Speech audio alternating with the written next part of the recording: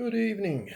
It's 488 days without any carbs in the diet. No problems whatsoever. Yep, you don't need carbs.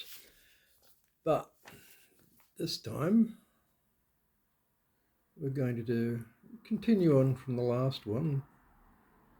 We're going to do a discussion of ruminants. That's because that's what I eat. And ruminants have an interesting digestion system because they have to eat carbohydrates like cellulose, which for me is totally indigestible. No fiber in the diet, no problems. Yeah. So the other thing about ruminants is especially for cattle.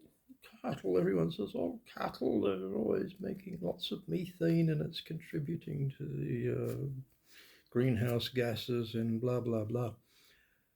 Okay, well, let's start. All ruminants, each and every one, whether it's a giraffe or a little okapi or a yak or a bison or a buffalo or an elk or a moose or a mouse deer, yes, they all have a rumen, which is where the microbiota digest and ferment cellulose and the rest,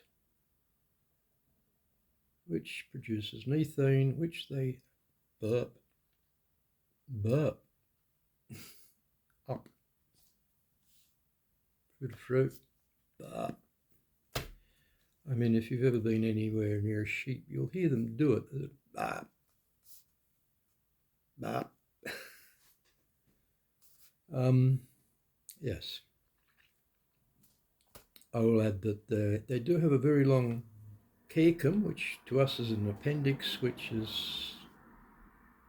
doesn't happen anymore. What do? They say all those microbes that were busy away up in the rumen there, by the time they have got down past the real stomach, which is full of acid, it goes down through the duodenum, hangs out in the caecum for a while, where the rest of the now dead microbes are digested, taken into the bloodstream, and then passed out through the colon, etc., back onto the grassy fields or the rocks, depending on whether you've got goats or not, there to be reclaimed by Mother Nature by another batch of microbes and fungi. Yep, it's a big circle. Microbes and fungi digest dung, which goes into the soil, which feeds plants, which feed animals, ruminants, horses and other things, elephants. They're not ruminants. But yes, plants and animals are and microbes are all in a big trophic, self-perpetuating cycle, along with the animals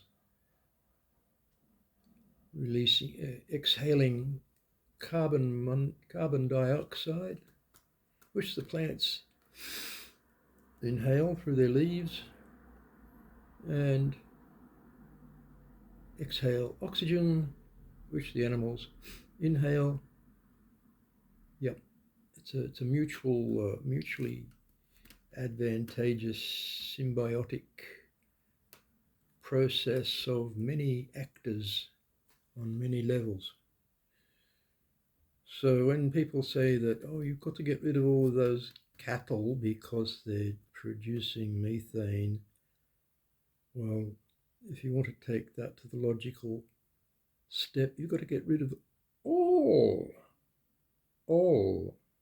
ruminants, and you might as well go for the horses and the rest of them as well, the elephants and what have you, because yes, even we humans produce methane in our guts because of those bacteria, those gut bacteria that are so good for your health. Um, yep,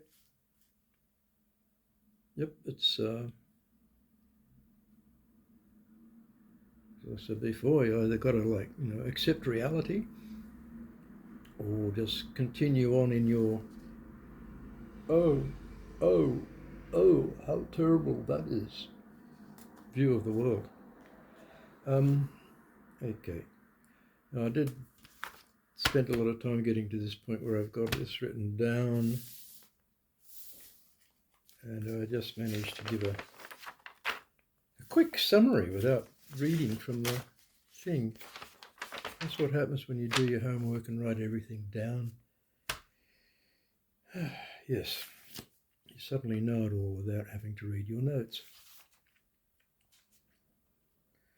So we'll just quickly.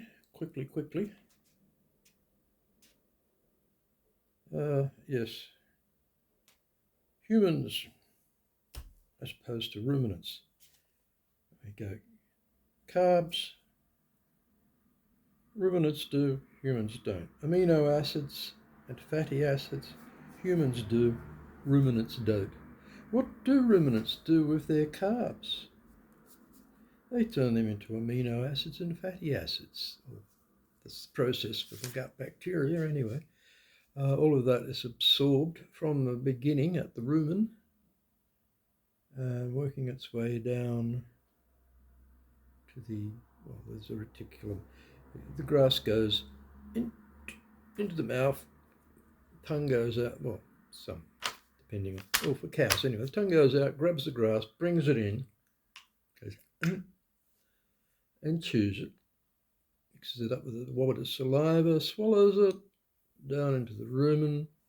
Bugs get to work, it gets all nice and mushy, but bring it back up, give it another chew the cud, left side, right side, left side, right side, and then back down again, but it goes to a thing called a reticulum.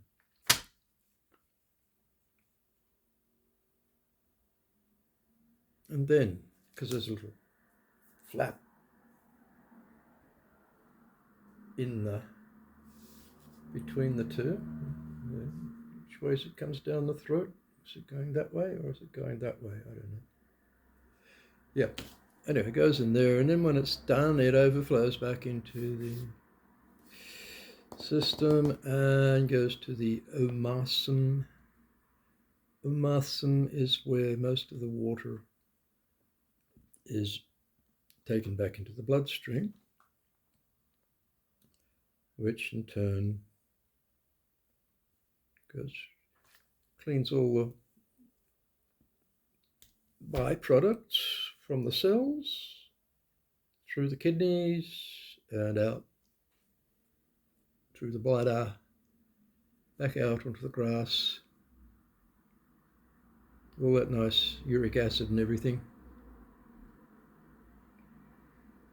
Okay, yes, fertilizer. It's all fertilizer. All of those animals produce fertilizer and CO2, which the plants just can't live without. And so if you're one of those persons who think we should get rid of all the cattle, there are such people. Cattle, people eating them. We must stop people from eating cattle.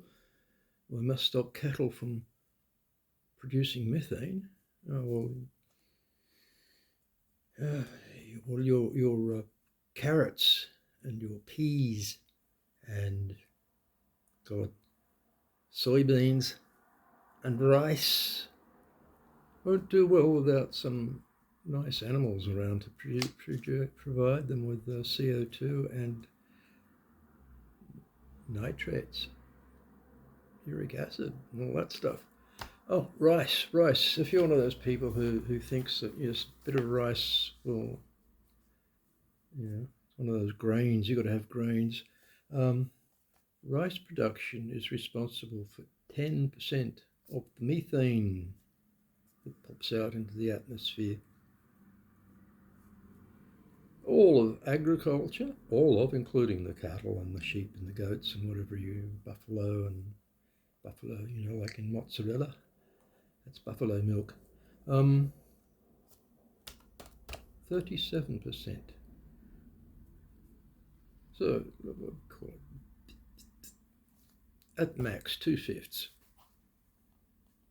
Don't know about the other 3/5. Where's that come from? Swamp gas? Industry? I don't know. I didn't look it up. Yes, swamp gas, will-o'-the-wisp, been around for as long as we know. That's what happens in Siberia when the permafrost melts all that methane that's been stuck down there, trapped down there for thousands of years. Since before the extinction of the mammoths, which was about 4,000 years ago. It's got nothing better to do than go, oh, and you get a big bubble of methane pops up out of the now moist, muddy soil and leaves a big pit, like a big pit that your whole village could fit in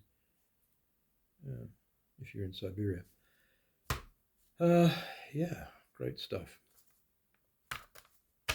Now, what happens with this methane when it gets into the atmosphere? Well, after 10 or 12 years, it sort of reacts with water vapor and stuff and turns into, from CH4 to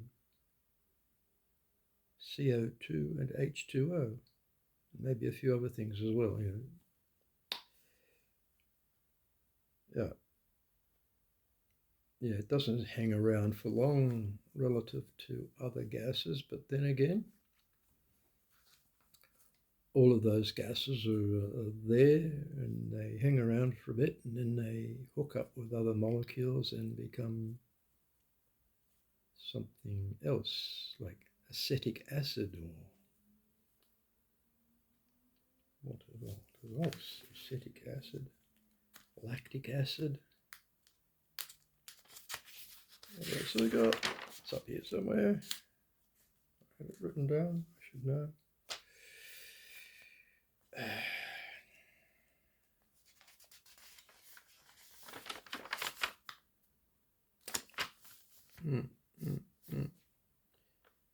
Anyway, yes.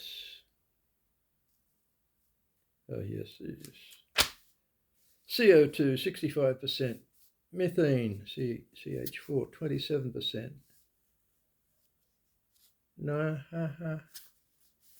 Nitrogen, 7%. Oxygen, 5%. Hydrogen, 2%. Yeah. So that's all part of the biogenic carbon cycle. CO2 plants, ruminants, archaea which are prokaryotes, which is a different creature again. There's eight life forms. Plants, animals, fungi, prokaryotes, green algae, blue-green algae, red algae, brown algae, and eukaryotes, or eukaryotes if you want to be Greek about it.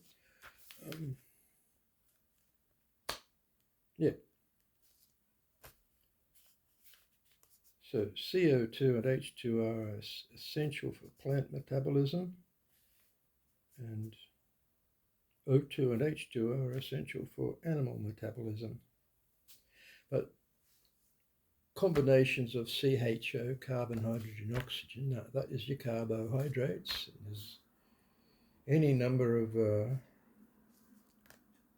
combinations of that, and they become like lactates and lactic acids, and oh yes, there's many. I looked it all up and I said, oh, there's a whole galaxy of lactates and acetates and propionates and just acetate things, acids and stuff.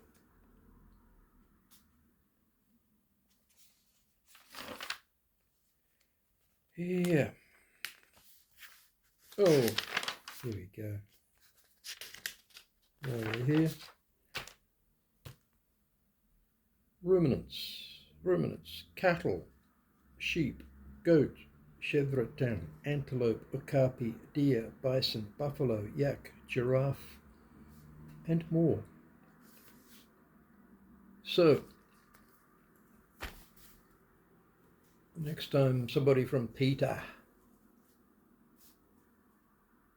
or the ultra orthodox vegans of the cross variety, Mr. Cross, he took it over and sidelined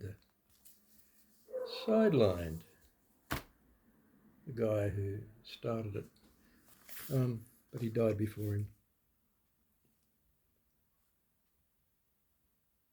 Much younger, about 30 years difference. That's because he had a soy milk factory. Soy milk is good for you.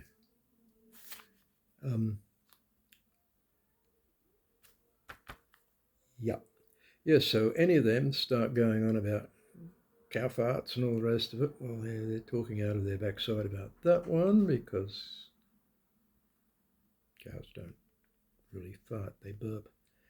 And what else? Lactate. And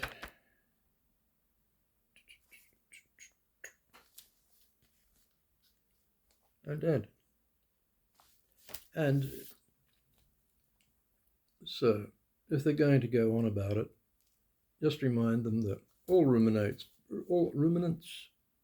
produce methane, and if they're really that desperate about their thing, they should get rid of all ruminants, although I can't see that happening, Pop down to Yellowstone National Park and start getting rid of the bison and the deer and the elk and the antelope and or Kruger National Park. It's full of them.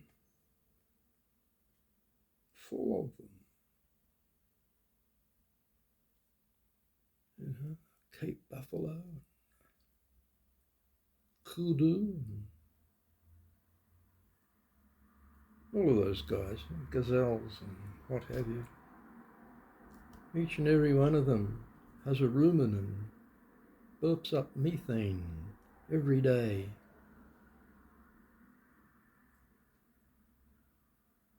Okay, that's only 20 minutes. That's enough. So,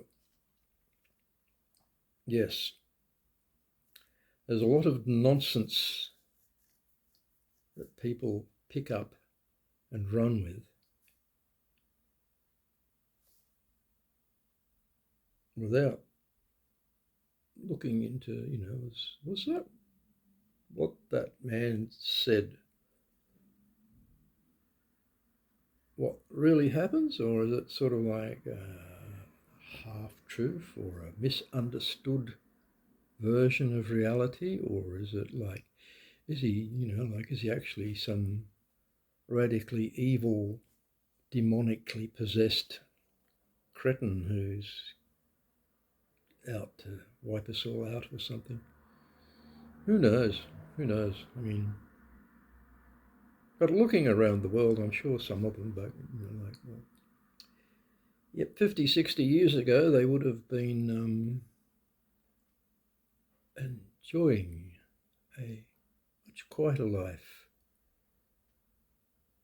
in an asylum somewhere with 3 meals a day, and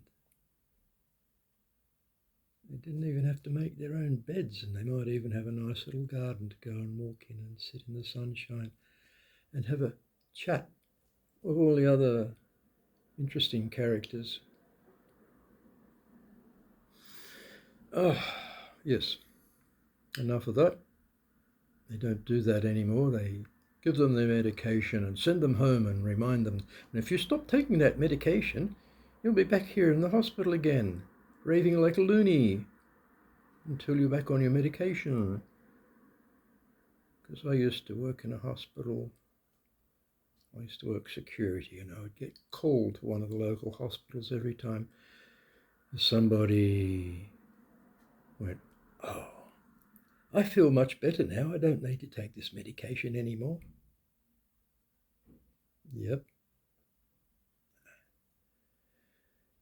Oh, and it was like, "Oh, not that one again. No, no, don't want to know. No."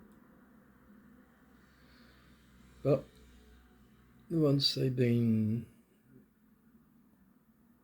back on their medication, which is why they're in hospital, so they would be back on their medication. Yes, well, apparently they calm down and they let them go home again.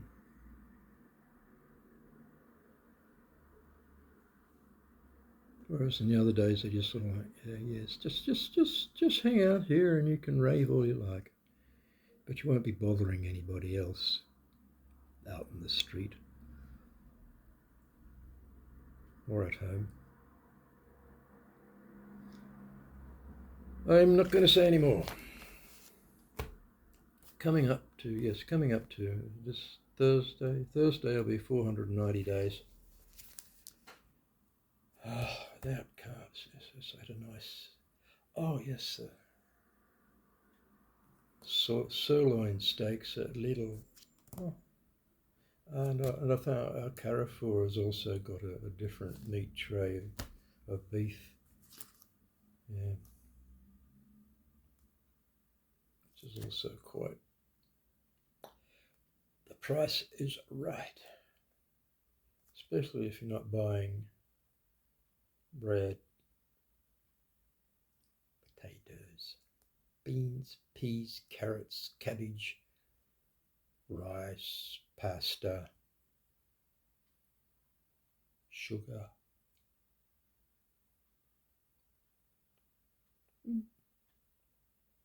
That's where the money goes when you're on a balanced diet. Balance a little bit of this and a bit of that and go through the rainbow. You can eat a rainbow. No, don't do it. Don't do it. There's a pot of gold down the other end and you'll get heavy metal poisoning. If not from the gold, then from the pot. Okay. Bye for now. Oh goodness, it's a very long one.